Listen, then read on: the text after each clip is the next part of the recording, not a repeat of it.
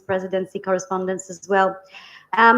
Today, I'm very delighted to have a colleague who joined in recently to the British University in Egypt, Professor Lioyd Peters. He's an internationalization film and TV studies lead at the British University. He's also a very prominent British actor and filmmaker. And I hope that you've had the chance to Google him up, because you're going to be very interested in what he's going to say today. I'm not going to say how many years he's been doing this. I'm going to leave it up to him to count down for it. But he's got a vast, good, long years of experience.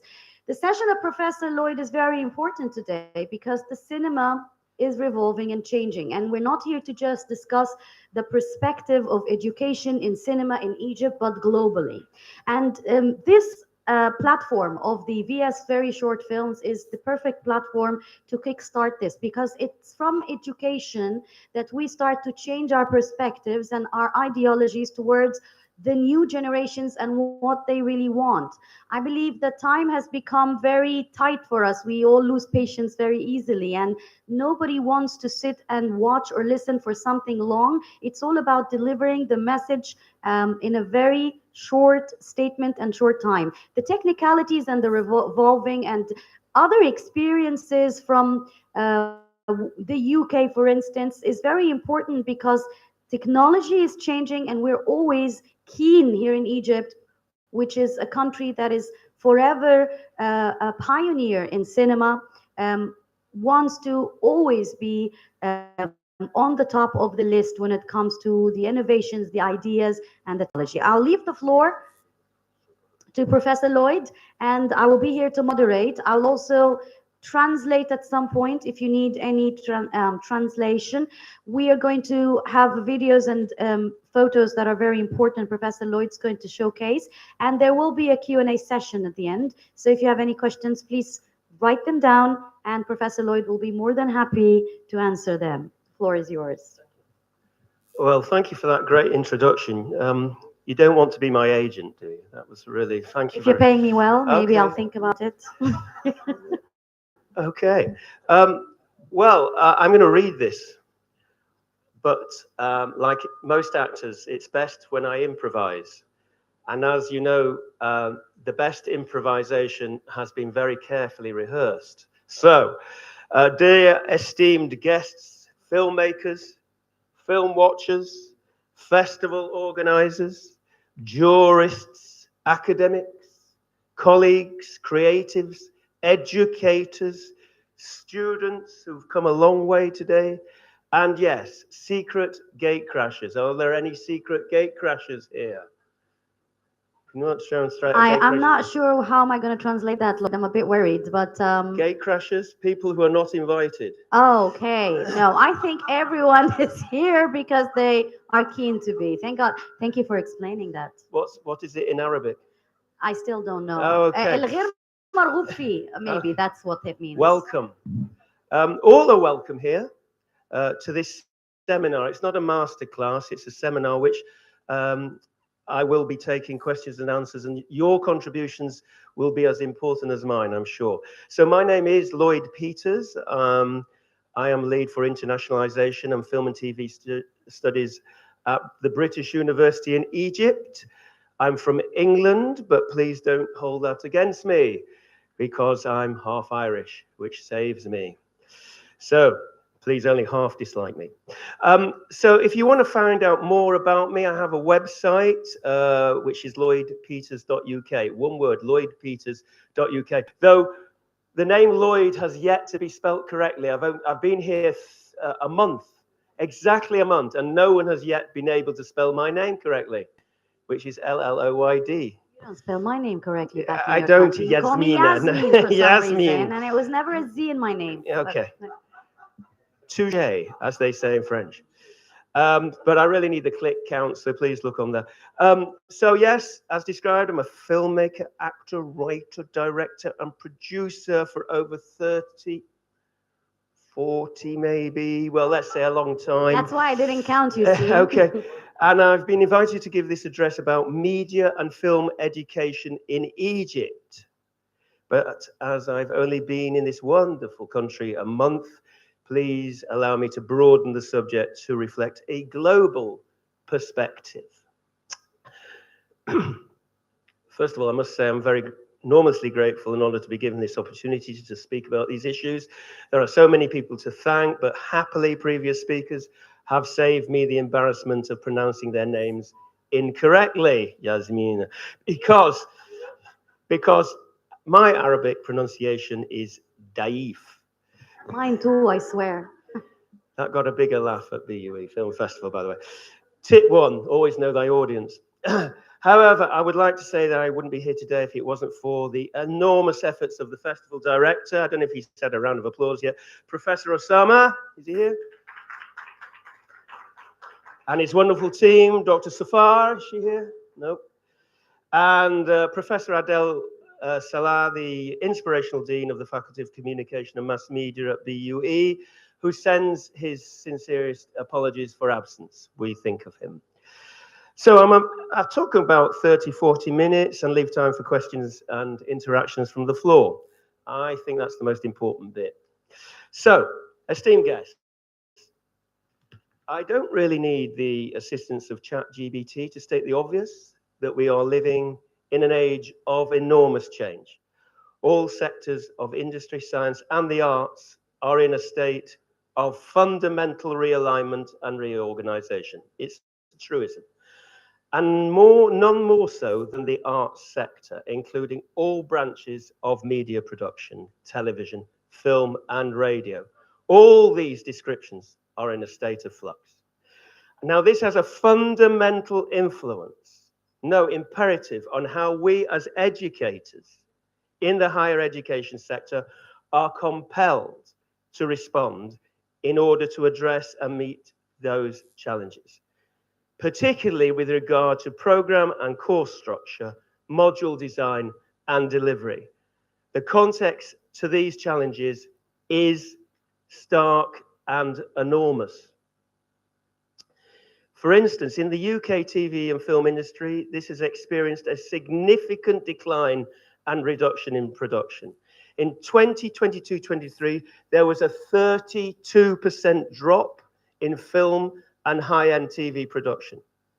Reasons are manifold: reduced advertising revenue, higher investment due to high borrowing costs, inflation, industrial action, especially the 2023 Writers Guild of America strike, had an enormous influence on not just America, but Britain and Europe. The BBC, I've worked for the BBC for many years, is cutting thousands of jobs in my country, affected by a frozen license fee, and the future looks bleak for its unique USP, with the prospect of either a subscription model or advertising to help finance its future. This has led to a startling reduction in domestic programming, which, as you know, is crucial for any country's self-identity. Importantly, for these people in the room here, international co-productions have plummeted by nearly 60% between 2022 and 2024. In 2023, there were approximately 19,200 graduates in media, journalism, and communications in the UK.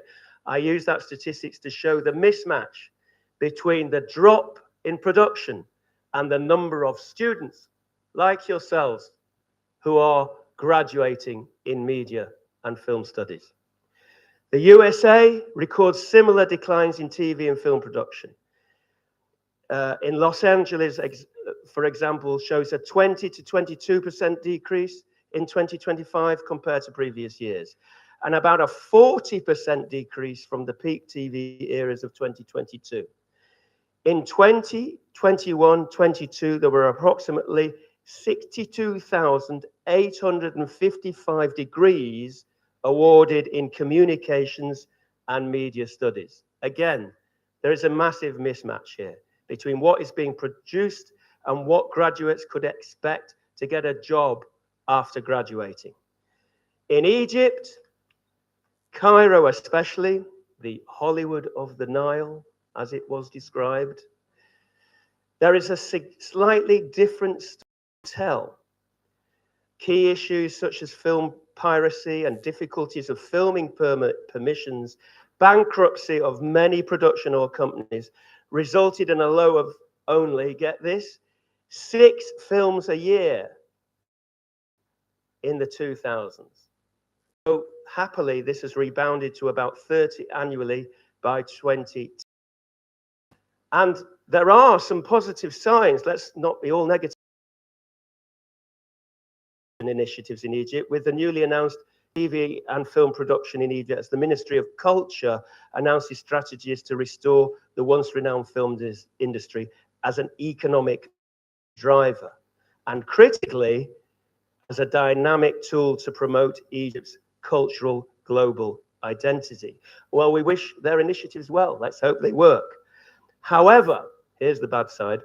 Today, the number of HE media graduates in general is not readily available, although the supply of communication graduates is 2% of all university graduates, currently outweighs the job market demand of about 10%. Outweighs it. In other words, there are many more students graduating than there are jobs.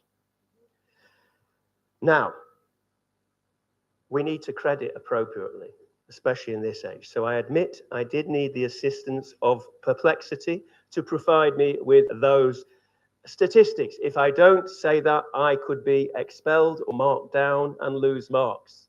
As you know from your exam regulations, you must reference correctly, especially when you're using AI, as I did. Now, the main reason given for the gap is that international companies voice their inability to find skilled talent despite the large number of mass communication graduates in Egypt. Graphic 1, please. Now, here's a very important man I came across. Oh, have we got it? Can you zoom that? Thank you. Dr. Amani H. Bassiouni. Did I pronounce that correctly? Yes, Amani Bassiouni. It's a seminal paper. It's called Employability Skills of Future Communication Graduates in Egypt, Employer's Perspective. I think it was this year or last year. And he states the main reason for this phenomenon is the gap between what employers seek and what academic programs produce in terms of employability skills and qualifications of graduates. Very important paper. This sobering conclusion could be applied to many, if not most, of the global providers of media and communication courses in the HE sector.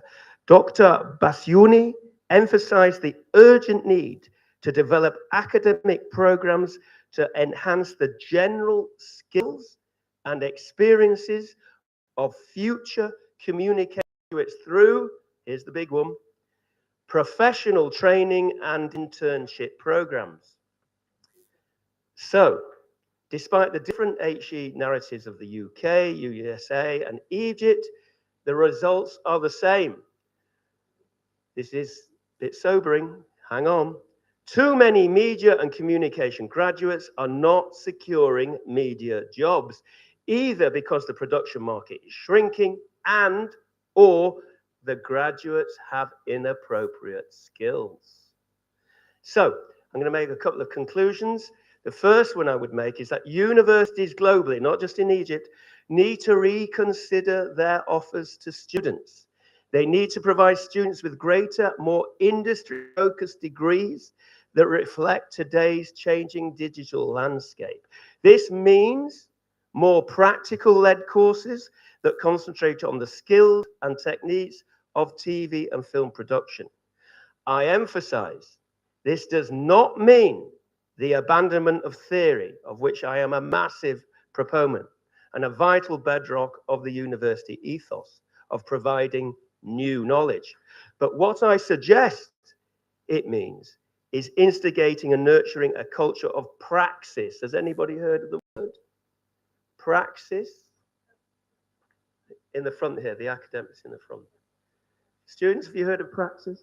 Praxis, which means practice through theory and theory through practice. A simple example, would be establishing a basic 3 lighting setup while discussing the psychology of naturalistic versus non-naturalistic lighting as the students physically move the lights above, below, and around the actors. And I add, safely move them around. Second conclusion is that media and communication students should be offered credit-bearing live ways with related industries, such as film and TV production companies, post-production and edit houses, and production assistant roles shadowing professional technical grades. Warning, there's a shameless plug coming here.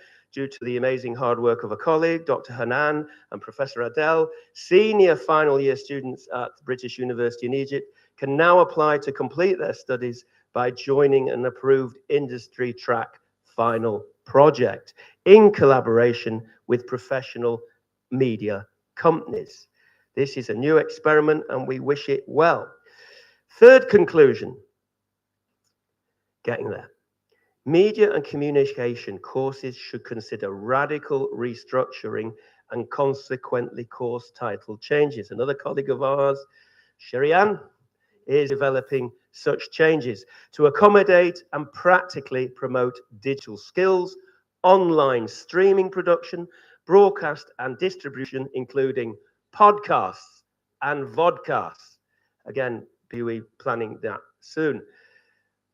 The thing is, the young people are already doing this themselves at home in their attics. So the HE has to catch up. The fact of the matter is, the world is witnessing a rapid development in digital media technologies. It is faster and cheaper, and in many respects, more cost-effective to replace humans, both skilled and unskilled. Even actors and writers like me aren't safe, where their voices and likenesses and original authored work are used without explicit consent for AI-generated content, while the industry struggles to call for better global regulation. And so it should. We have to support efforts being made worldwide to protect original content, actors, artists, writers, and musicians. But, fourth conclusion, the dangers of unregulated AI, but let us also consider the positives that can be harnessed.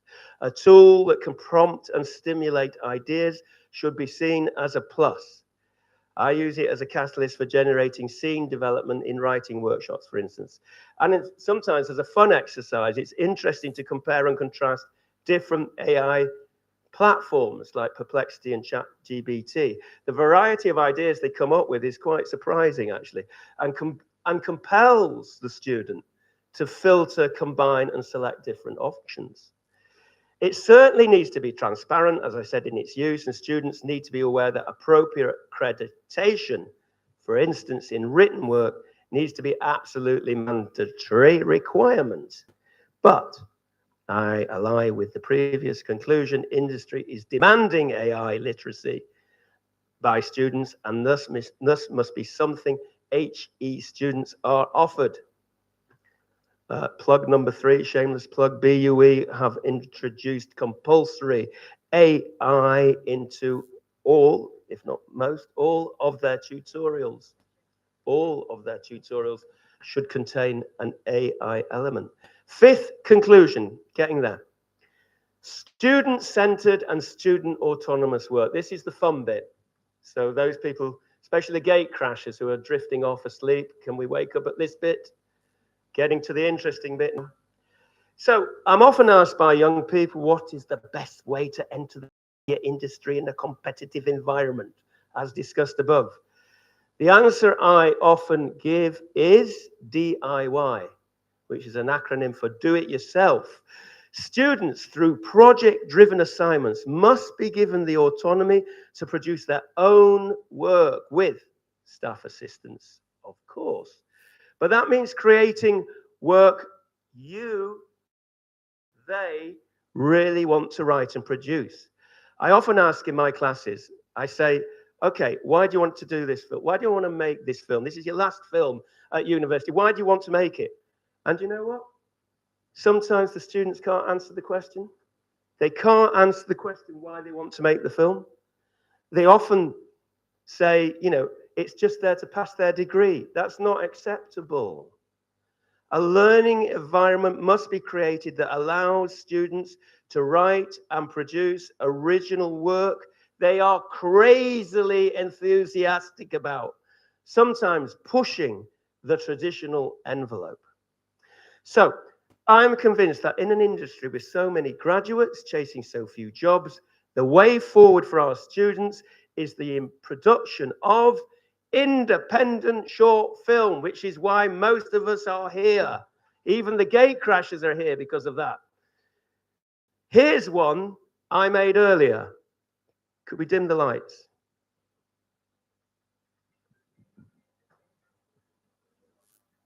And have sound. You ready to have sound? Lots of sound. Much more. Okay, dim the lights, please. ممكن نقفل السبوت لايت. Okay, one I made earlier or one I'm in earlier.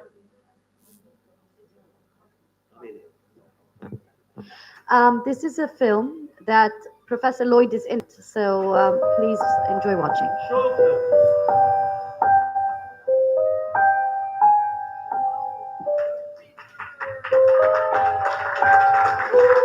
Steady. I was serious when I said he's an actor.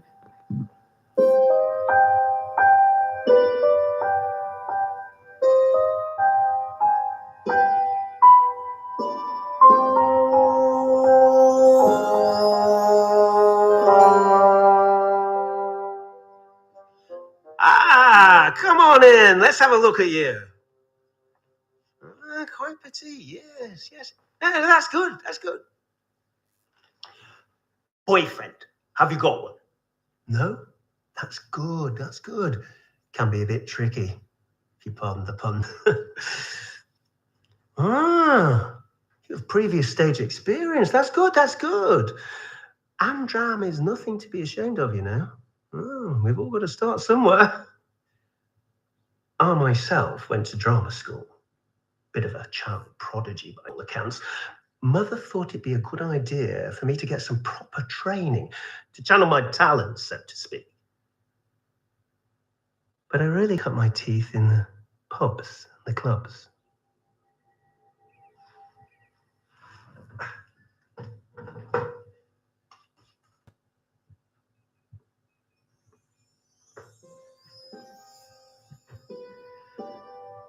Well, you did back then.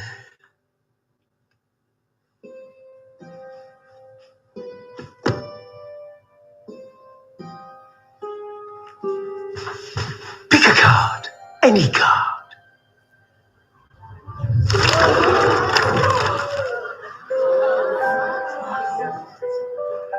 That's my card.